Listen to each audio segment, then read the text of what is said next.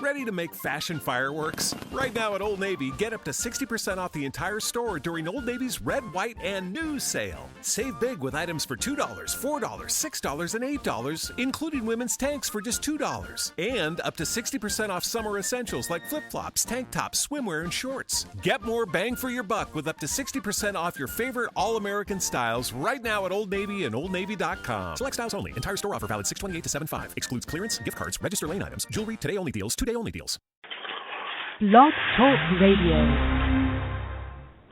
Hi, this is Jeff Altman, the Big Game Hunter, and you're listening and or watching No BS Hiring Advice Radio. I say watching because I do it as a simulcast, as a Google Hangout. And it's a time where I like to spend about 15 minutes speaking with you about some element of staffing. Now, I'm hoping that by next week I can get rid of the headphones and just record a video, strip out the audio, and upload it to Blog Talk Radio. You know, frankly, I realize how goofy this sounds. I think they're capable of taking an MP3 from me, and if they can, we're going to be doing it a little bit differently. But in the meantime, it's me and my microphone here with my headset. We're doing this as an audio. And I also want to apologize. Last week, I attempted to do an upload. I couldn't do it. I had recorded a video to use, and I'm going to see if I can do that during the week. So you may get a second instance of the show during the week. And if it's confusing, I apologize. I'm doing my best. So No BS Hiring Advice Radio is brought to you by Audible. And if you go to audibletrial.com/The Big Game Hunter and sign up for a free trial of Audible, you'll get a free audio book as part of that trial. And I know you like audio. You listen to this podcast. You you listen to Job Search Radio, my flagship show, or No BS Job Search Advice Radio. All in all, I know you like audio. So give Audible a try, by going to audibletrial.com/The Big Game Hunter. So this is a show where I talk about some of the things smart companies do when they're hiring. Some of these things your firm may be doing, and you may be doing yourself, but most don't. And I'll simply say, let's take a look at some of these things that smart firms do. Many firms obviously use an applicant tracking system. And what smart firms do is they have the system properly calibrated for each job. You see, the classic complaint about applicant tracking systems is the classic black hole description that firms, the job hunters use. Sorry, I got distracted for a moment. Instead, think of it, and I'll simply say, what happens is you wind up turning people off. And thus, one of the other complaints that people have about ATSs is that it stands for Avoiding Talent Systems.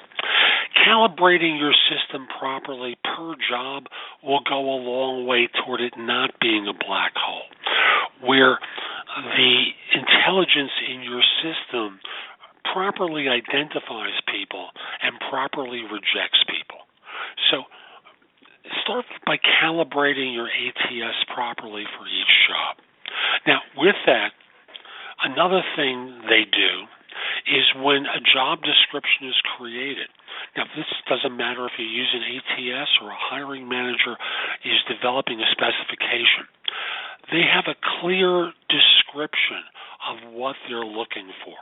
Now, I want to say a clear description is not having 25 requirements and 55 responsibilities. Most jobs, when you look at them, maybe have 5 or 6 requirements.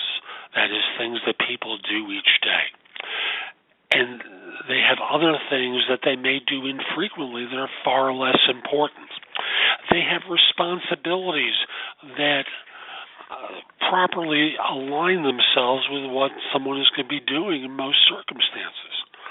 instead of having these buffet menus that you're working from, instead have a proper job description with a good description of what someone's going to be doing day in and day out.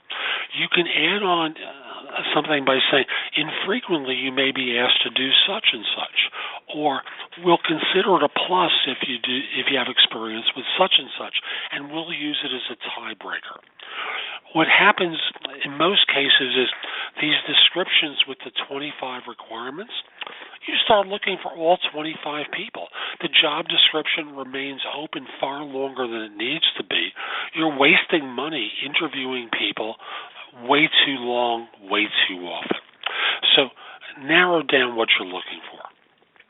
The next thing is the hiring team is real clear about what they're there to evaluate for. Part of getting things narrowed down is getting the team on board with what they're going to be there to evaluate for.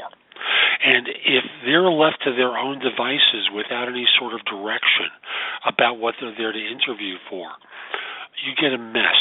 And much the same thing of people being interviewed too many people get interviewed for way too long before a decision is made. I had someone interview for a job this week.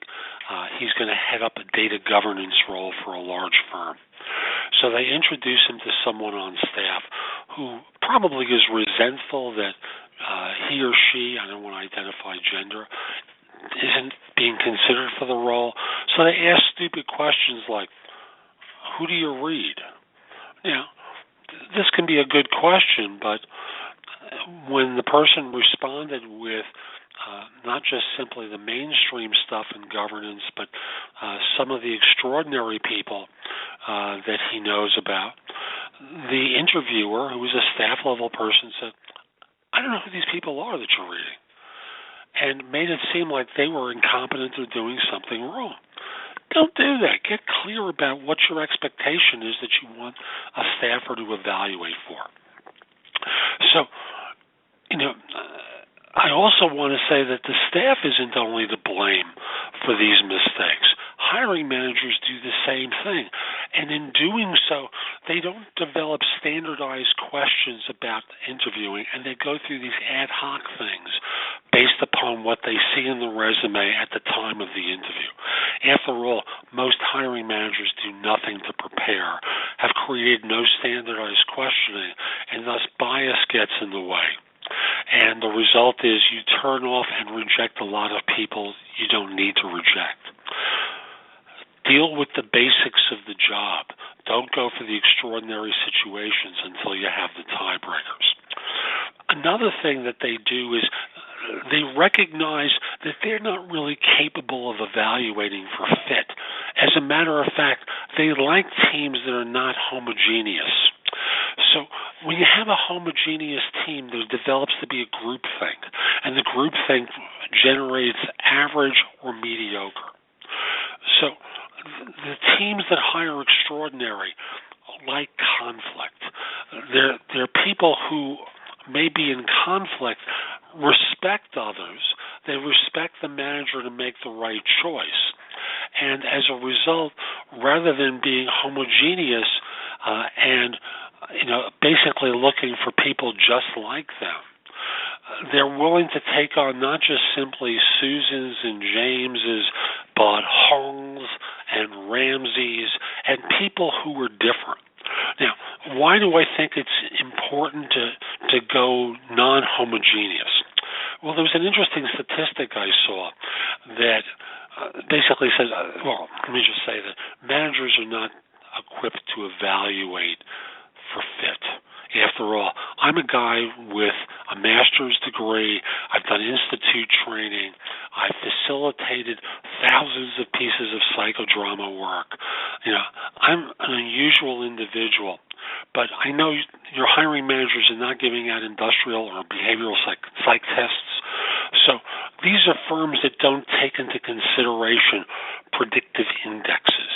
They don't take into consideration these sort of, allegedly objective criteria that are completely subjective.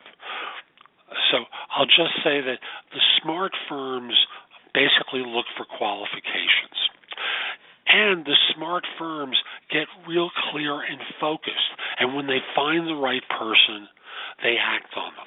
They don't go shopping to see whether the next 25 bright, shiny objects walking in the door, the next 25 people might possibly be better. So they keep it real simple. And what they do is they hire that which fits. Nothing more, nothing less. So smart firms also embrace the recruiters that they work with from third parties. And instead of keeping them at arm's length, they teach them what they're looking for instead of pushing them away. When firms send a job description to me and don't communicate, I know I'm going to waste my time and I'm going to chase my tail. And I'm going to be guessing what it is that they're looking for. Don't make them guess. Give them clear information. Teach them how you evaluate and assess. And you're going to be hiring better people. Another thing that good firms do is when they get a referral of someone from their own staff, they don't give them a pass. Social proof doesn't demonstrate that the person's qualified. Your staffer may not know exactly what it is you look for in someone. And even if they allegedly do, they really don't. So instead of following social proof, maybe you let them in the door, but you qualify them just as hard as a stranger. Another mistake people do is they trust their first impressions. And instead of doing that, you have to always go through all the details of the job and all the standardized questions in order to ensure that everyone is evaluated in the same way and bias doesn't rear its ugly head. Smart firms check references religiously and in great depth. Instead of doing these, hi, would you rehire this person? Well, how many times have you ever heard that they wouldn't rehire? Talk to the hiring manager who's given as a reference in detail about what your job is and whether or not they see them as qualified. Yes or no? Why not? Why yes? What they might have done previously that relates to it. And you're going to get much more information, just like the smart firms do. Lastly, the smart firms treat corporate recruiting as valuable individuals rather than idiots and bozos. I hear too many stories from corporate recruiters where they've got this enormous portfolio of jobs to fill, and hiring managers are yelling at them because they're not finding enough people for them. And they say, you've got LinkedIn, what's the problem? Well, the problem is not everyone wants to talk about the job. They may be happy where they are.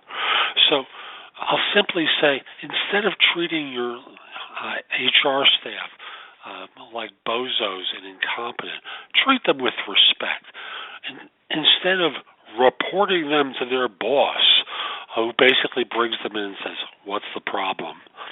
They tell them, and they say, look, just send them an email every once in a while with what you're doing. I'll simply say, treat them with respect. They deserve it. So those are some of the things the smart firms do. And I hope you see some value for your organization. I'll just say that I'd like to be one of those people that your firm reaches out to help with staffing.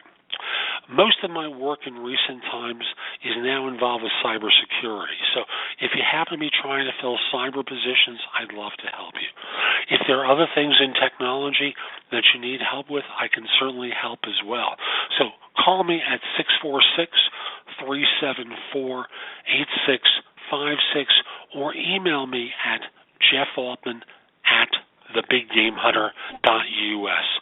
I'd love to help your firm staff positions. And if we're not connected on LinkedIn, send a connection request at linkedin.com/IN/TheBigGameHunter. I accept connection requests from people worldwide, except if you look like a spammer or scammer, except if you're a third-party recruiter. Also wanted to mention that there's a lot more at my website, which is thebiggamehunter.us.